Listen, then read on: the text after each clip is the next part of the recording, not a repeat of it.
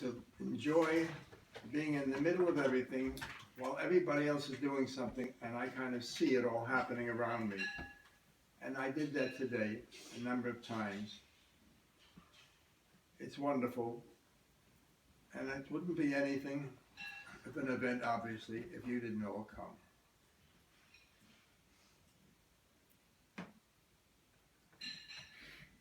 You wonder what this is going to be like for the rest of this weekend? I can't tell you too much about it because the weekend is being run by my wife. Yay! And my wife is nothing less than extraordinary.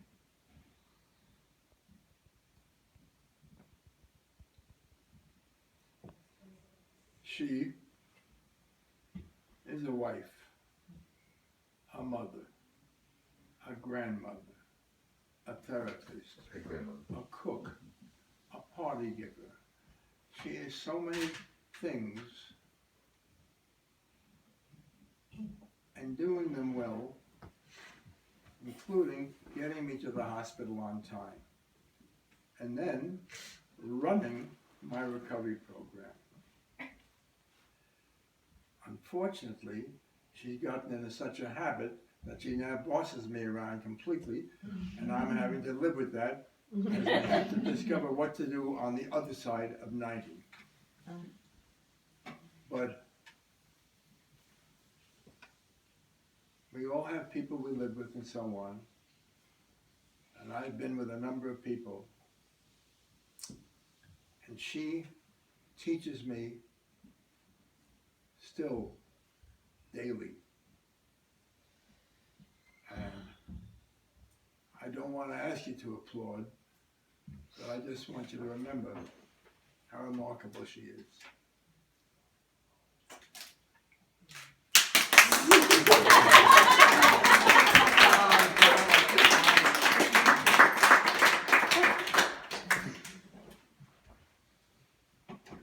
One of the peculiar things that occurred to me when I married her is I fell into the Sedgwick story. And I've been hearing Sedgwick and Sedgwick till it comes out my ears. And what is the Heller story? What background do you all have from the Heller side of things? Extraordinarily little. No. My mother was born in Austria. She came here very early as a child. Her mother was out in the field working when the baby came. Her mother was married to a rabbi who died, and she remarried another rabbi. They came to New York. My parents got them out. And they lived here. He spoke no English. She spoke very little English. My father's father was a tailor. He came here before my father was born. He had a considerable number of children, which was a great burden to my father, who helped support most of them, which fell to me to some degree, plus Naomi. And that's all I know. We have no background, no inheritance that I can lay claim to. All there is what we build from here on into the future. That's a very different focus. But it's what we have, it's all that I have. One of the most prideful moments of my parents' life was to buy tickets for the two sets of parents on a boat going to Israel. And their parents went to the Holy Land and saw it. Wow. That's the most moving thing that I know about my grandparents. Of the 4 grandparents, the only one who spoke any English at all was my mother's mother, who was a lovely lady, cheerful, buoyant. They came to visit us at the farm a few times and sometimes at our apartment. So it ain't much. Wow. It's a completely different story. And the focus is not on the past, but on the future.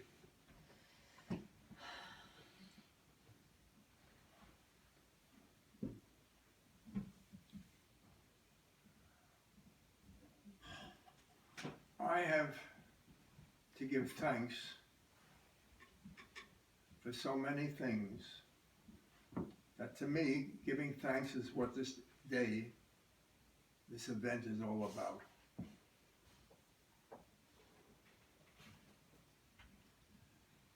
I give thanks that we took 2 families together and survived the blending.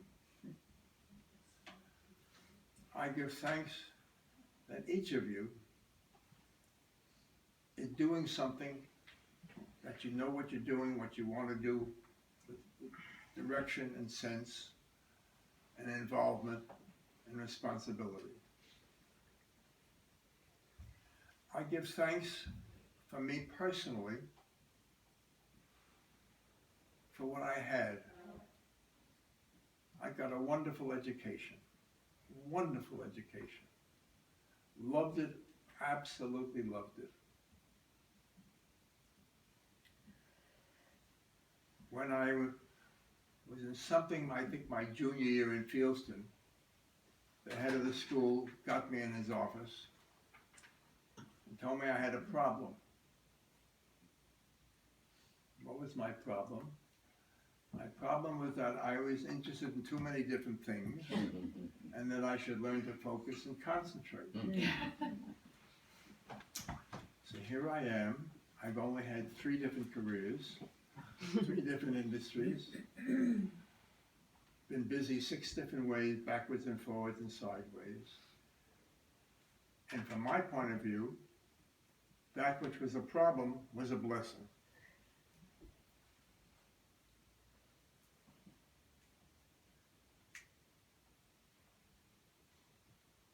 The business, the Hella Jersey business, was something I knew nothing about until I literally went down there to find out what it was. And I liked it. And it was exciting. And I stayed and I learned. I had some reputation for seeing into the future, which you'll notice has been the same thing all the time. For visual things, the same thing all the time.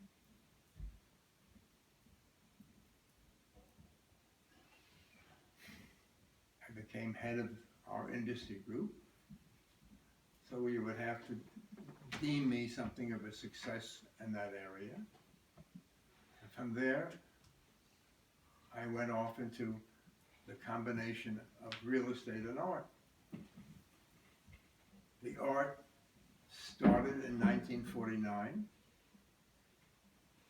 and is going on still today. It has provided me with excitement, with information of all kinds. I have obviously been extraordinarily successful. My eye was deemed to be the eye in the world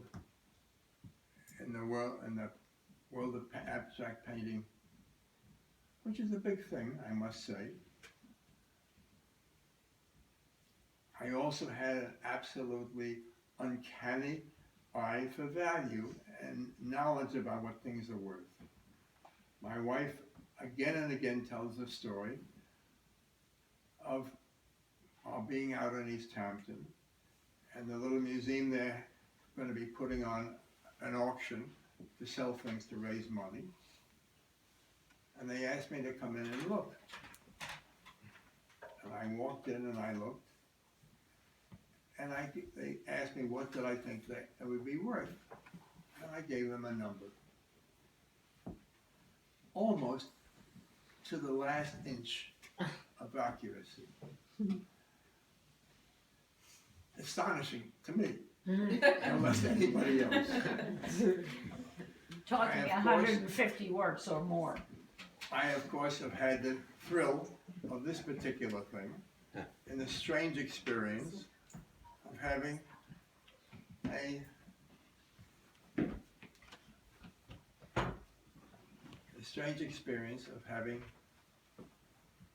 the acquisition of this painting be the cause of the removal of the head of the government of Australia.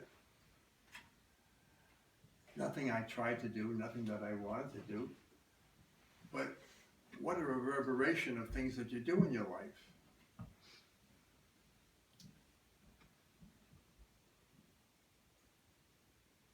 The real estate, of course, again, look at the beauty of all of those sites, all of the pieces in East Hampton that I bought, all the homes we've had. Everyone is a beautiful home.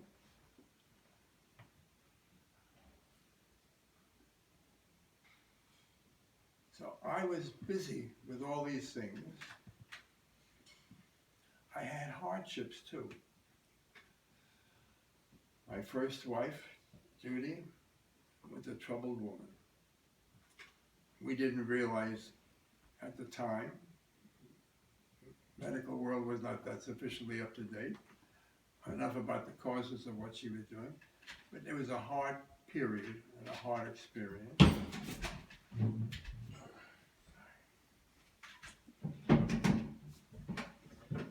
No breaky? No. Good. Just Billy.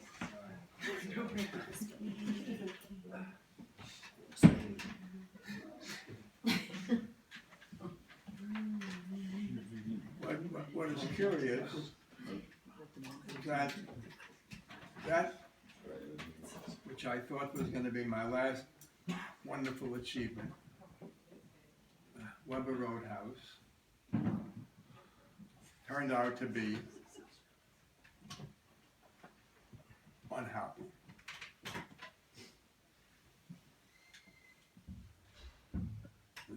The stroke came along and just destroyed it. And as I tried to supervise its completion, I was really only half there. Sometimes maybe not that much. I tried my best, but it proved too much for me. And in our life, this wonderful thing, the two of us, happened. So my wife, needing to be in New York, says to me, "You really love the house in the country. Let's sell the house in the city and you'll live your last years in the country." A woman who has eye problems who's going to have to be in New York, unbelievable gesture. On the other hand, I kind of liking the woman. I don't see her living in that big house, me dying in the big house and her having to sell it. I see her eyesight requiring probable movement to New York in a greater amount of time. And I want to make it easy for her to get there because we all figure I'm going to predecease. So each of us is looking to make the other one happy, which is a nice thing. So here I am, and I had the most remarkable thing happen this morning. The last thing in the world you figure that something would happen this morning relative to today. But I was lying there awake, and somehow or other, thinking about art and the art world.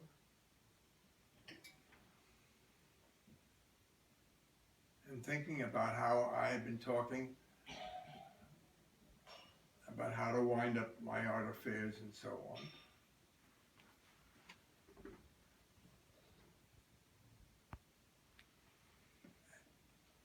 And I thought back to how it was, I had all these wonderful works of art. And as early as the beginning of the 60s, I had people come to me to write a book.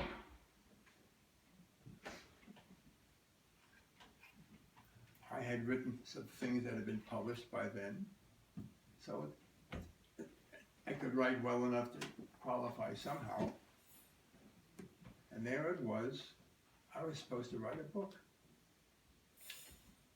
But I didn't. And I dodged it. Of recent date, this particular person could not get it out of her head that I should write this book. And no matter how she told herself she was not going to say anything anymore, whenever it came up, boom, she was off on how I should write this book.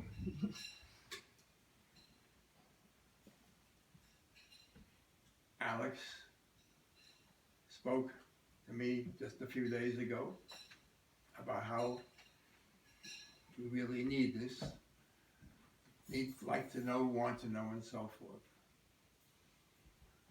And everybody keeps on asking me why not.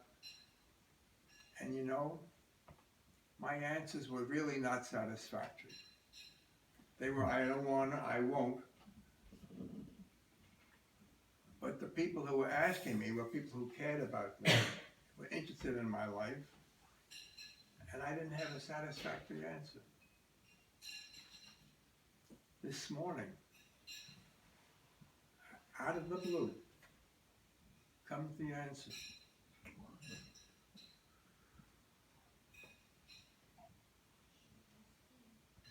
The art has been a gift to me,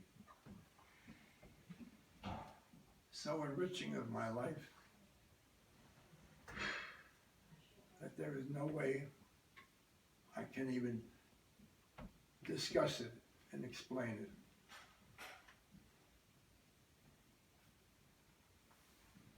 To do something, to try to, which is what everybody is going to feel. You write something, you're going to get promotion, you're going to make money, whatever have you. I didn't want to do, it would sully the clarity, the purity, the beauty of the gift that I was given. There are a few people in this world, a few people in the world that can speak of so many cultures, of so many periods, of so many styles as I. It's a rare gift. For me, writing would sully that gift. Right or wrong, it struck me, it left me struck all day in astonishment. And lo and behold, in the afternoon, up comes another one.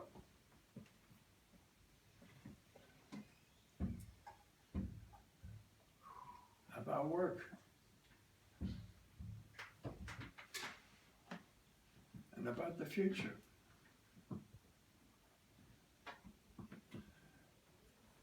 Now, I can't explain it to you. I have no fear about dying.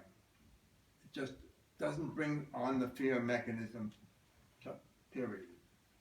What brings on the fear mechanism is physical discomfort and the prospect of suffering physically.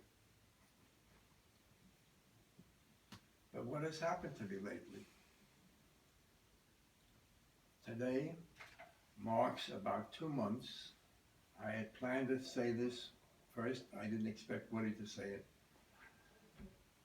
But I have been pain-free, relatively speaking, for 2 months. Wow.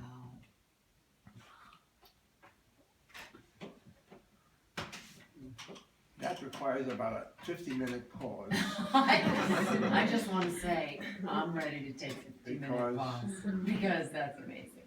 This is something that's extraordinary. I'm doing my exercises, I'm doing what I'm supposed to do. I don't exactly know why. I give as much credit as I can to the exercises.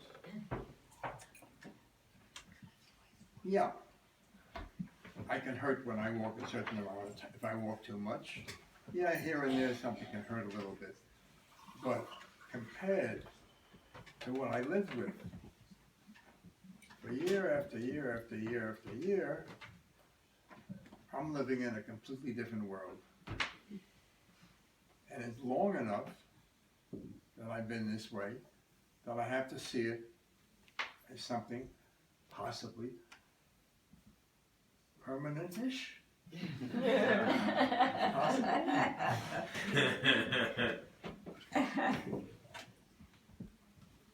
I spent a lot of time trying to get used to the idea about being 90 and what's going to happen afterwards, and I really don't know. I got some tasks. Got to sell that house if I can. I'd like to make an art sale if I can. I'd like to do a few things I need to do. But in effect, I know that if I die tomorrow morning, everything is now set. I am comfortable that at the minimum, the amount I've scheduled for each of my 6 children in the way of money is there.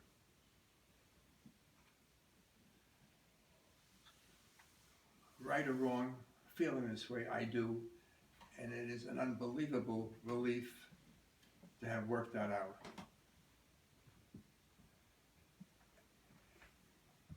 I've spent so much time in the last year, plus 2 months, since my stroke, learning how to be with that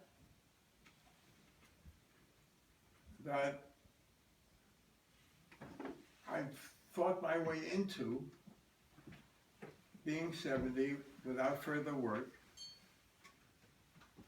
and being involved in your lives, being there to watch what happened happen,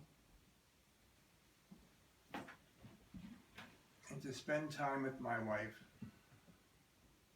with whom I must say, it's fair to say, we are enjoying our sunset years par excellence.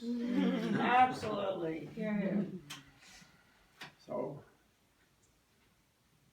I'm very happy. I'm not afraid. I figure whatever comes, I'll figure out some solution. And I look to all of you to keep me aware, awake, interested, and proud. You're a wonderful group. I enjoy no end. Earlier this evening, I witnessed the first performance of a new conductor. These wonderful events happen again and again. Most conductors don't get the three witches that this particular conductor got, but he handled them beautifully, I must say. And it was an event, and those of you who missed it, I'm awfully sorry. And this poor fellow really was not enjoying himself. Really was not enjoying himself. So, I repeat, thank you all for coming. Observe the wonder of my wife. And help me when I need it. Thank you.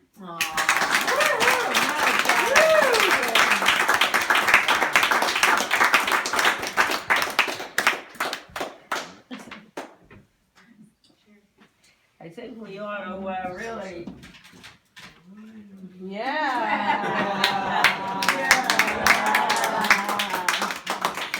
I would say. Grandma. Now, a 90-year-old guy speaking articulately as that for as long a period of time, I hope and wish for all of you that you have the same experience as we've had.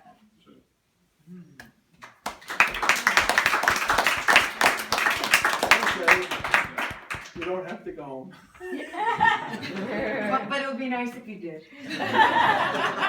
No, it's it's dessert Oh, time. I thought you said go home. No, I said